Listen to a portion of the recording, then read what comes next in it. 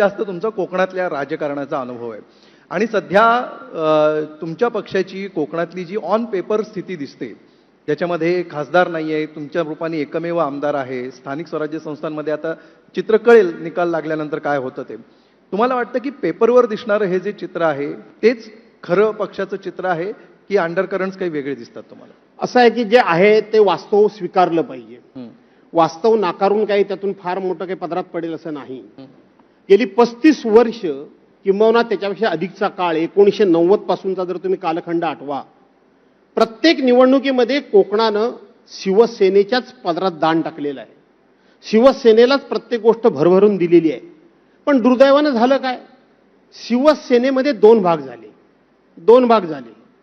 Bharatiya Janata party मित्र म्हणून बरोबर होती, त्याच वेळेला ती शिवसेनेला आतून बाहेरून पोखरायचं काम करतच होती. त्याच वेळेला शिवसेनेचे दोन तुकडे झाले. शिवसेनेचे नाही म्हटलं तरी आमच्यामध्ये विभागणी झाली. त्याचा फायदा विरोधी पक्षाला मिळालेला आहे, हे 100% खरं आहे. कारण शेवटी आता आमचे निवडून आलेले आमदार खासदार याच्यावरच मूल्यमापन करायचं म्हटलं तर ते मूल्यमापन तसं करता येणार नाही. परंतु निवडणुका ह्याच सर्वसाधारणपणे आपलं मूल्यमापन आहे. खरं आहे. म्हणजे निवडून आलेले हा एका बाजूचा मुद्दा झाला. दुसरा आहे की जे तुमच्याकडे उरलेले आहेत, ज्या प्रकारे तुमच्या थेट मतदारसंघात